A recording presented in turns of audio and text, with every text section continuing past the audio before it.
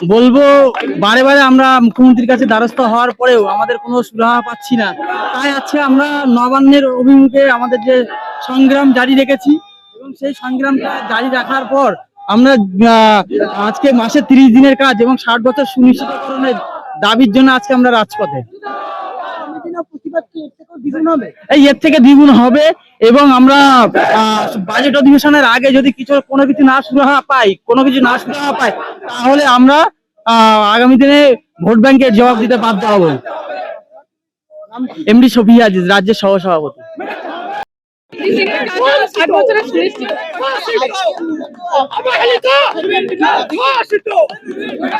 আজকে আপনারা রাজপথে কেন, দাবি কি করেছিল? আমাদের 30 দিনের কাজ সুনিশ্চিতকরণ করতে হবে। বারবার আমরা এই আন্দোলন করছি কিন্তু আমাদের কোনো সুনিশ্চিততা হচ্ছে না। আমাদের দাবি একমাত্র মাননীয় কাছে আমাদের যেন 30 দিনের কাজ এবং 60 বছরের সুনিশ্চিততার ব্যবস্থা করে।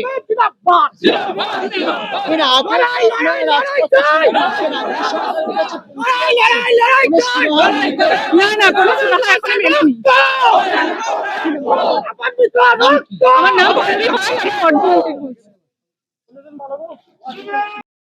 বলছি, রাজপথে নামা হলো, একাধিক দাবি দেওয়া রয়েছে। একেবারে আপনারা দাবি করছেন যে সুনির্দিষ্ট কোনো কাজ পাচ্ছেন না এবং সেই সঙ্গে সঙ্গে আরো বেশ কিছু দাবি দেওয়া রয়েছে।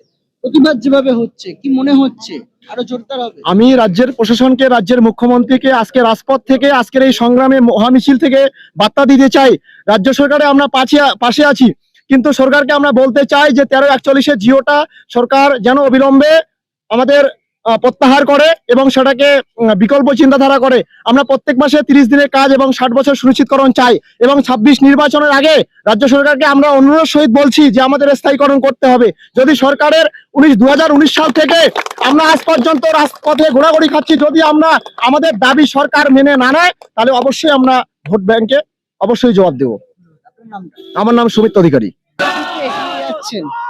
নবান্ন অভিযানে এগিয়ে যাচ্ছে, কিন্তু সব থেকে যেটা তাৎক্ষণিক বিষয়, মুখ্যমন্ত্রী মমতা বন্দ্যোপাধ্যায়ের কাছে আপনাদের প্রতিবাদের ভাষা পৌঁছচ্ছে, তিনি শুনতে পাচ্ছেন? আমার তো মনে হয় শুনতে পাচ্ছেন, কিন্তু বুঝতে পারছেন না হয়তো।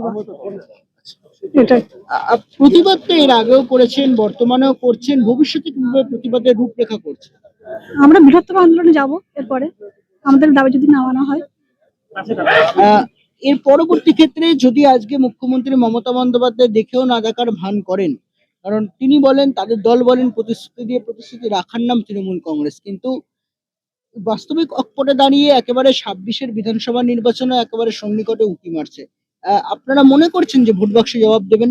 অবশ্যই দেবো, ভোট বাক্সে একদমই দেবো, জবাব তো অবশ্যই দেবো। আমাদের আজকে দাবি দাবি যদি না মানা হয় তো অবশ্যই আমাদের ভোট বাক্সে জবাব দেবো। আবারও আপনারা রাজপথে নামছেন, কি মনে হচ্ছে আপনাদের দাবি জোরদার করছেন, প্রতিবাদ পূরণ হচ্ছে? আমাদের দাবি মাননীয় মুখ্যমন্ত্রীর কাছে আমাদের অনুরোধ, আমাদের দাবি মানতে হবে, নাহলে এরপরে আমরা আরো বৃহত্তর লড়াইয়ে অংশগ্রহণ করব এবং আমাদের ম্যান পাওয়ার আরো বাড়াবো। আমাদের প্রত্যেকটা জেলাতে আমরা শিক্ষিত বেকার যুবক যুবতীরা বসে রয়েছি ট্রেনিং করে, কিন্তু আমরা মাসে সুনির্দিষ্ট কাজ পাচ্ছি না। তাই মাননীয় মুখ্যমন্ত্রীর কাছে নির্বাচন নিঘণ্ট বাজার আগে আমাদের অনুরোধ, আমাদের দিকটা প্লিজ মাননীয় মুখ্যমন্ত্রী যদি একটু ভাবেন এবং আমাদের যদি দুমুঠো পেটের দাবির জন্য যে লড়াই সংগ্রামে আজকে আমরা নেমেছি, আমাদের সেই আন্দোলন যাতে সফল হয় এবং আমাদের দাবি দেওয়া যাতে পূরণ হয়, সেই দাবি আমরা মাননীয়র কাছে রাখছি।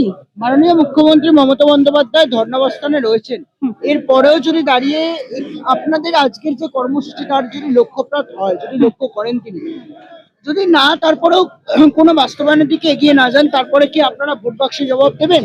নিশ্চয়ই দেব, নিশ্চয়ই দেব, ওটাই একমাত্র রাস্তা রয়েছে আমাদের কাছে। আপনার নামটা? ঝর্ণা দাস।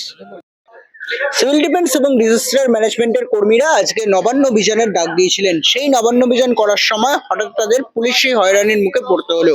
গুরুত্বপূর্ণ সহকারে কিন্তু তাদের একাধিক দাবি দেওয়া ছিল, যে দাবি দেওয়ার মধ্যে তাৎক্ষণিকভাবে তাদেরকে মূলত 60 বছর পর্যন্ত কিন্তু কাজ দিতে হবে, সারা বছর কাজ দিতে হবে সহ একাধিক দাবি দেওয়া তারা কিন্তু করেছিলেন।